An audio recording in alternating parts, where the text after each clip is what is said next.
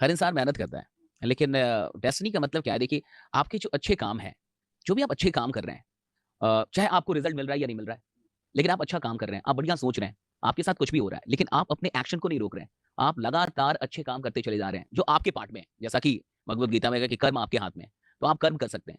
तो जब आप कर्म करते हैं और फल नहीं भी मिलता, फिर भी कर्म करते हैं, तो यही अच्छे कर्म जोड़ के डेस्टिनी बनाते हैं। आपका भाग्य का निर्माण ये करते हैं। तो आपके भाग्य का निर्माण होता है। फिर जाके आप देखेंगे कि कोई 5 साल, 6 साल, 7 साल मेहनत करता है और 7 साल तक आपको वो असफल दिखेगा। लेकिन 8वीं साल में कुछ हो जाएगा और वो बहुत सफल हो जाएगा। तो वो अचानक 8वीं से। हाँ, वो अचानक से तो वो 8वीं साल में अचानक से कामयाब नहीं हुआ। उसके पीछे 7 साल की मेहनत है। जब उसको रिज़ल्ट नहीं भी मिल रहा था, फिर भी वो मेहनत कर रहा था।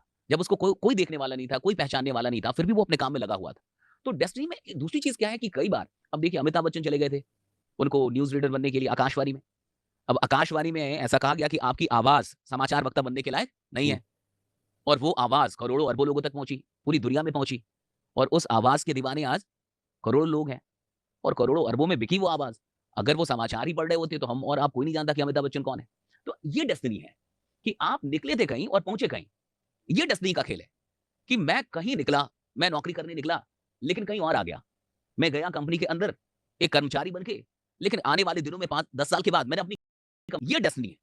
तो ये कहीं न कहीं हर इंसान की ज़िंदगी में ऐसा होता है कि वो शुरू में कुछ और बनना चाह रहा हो, लेकिन ज़रूरी नहीं है कि ज़िंदगी के अंत में भी वो वही बन के रह जाए, क्योंकि ये ज़िंदगी बड़ी है। और आज जो आपको बहुत बड़ा लगता है कि मैं ये बन जाऊँगा तो बहुत बड़ी चीज़ हो जाएगी, अगर मैं ये बना दूँगा तो बहुत बड़ी चीज़ हो जाएगी। कल जब आप वहाँ पहुँच जाते हैं तो आपको लगता है कि इसमें कोई मीनिंग ही नहीं है अब। आपको लगता है अब इसका करना क्या है? हुँ। तो फिर आप एक नई खोज करते हैं। फिर आप अपने लिए नए स्टैंडर्ड तय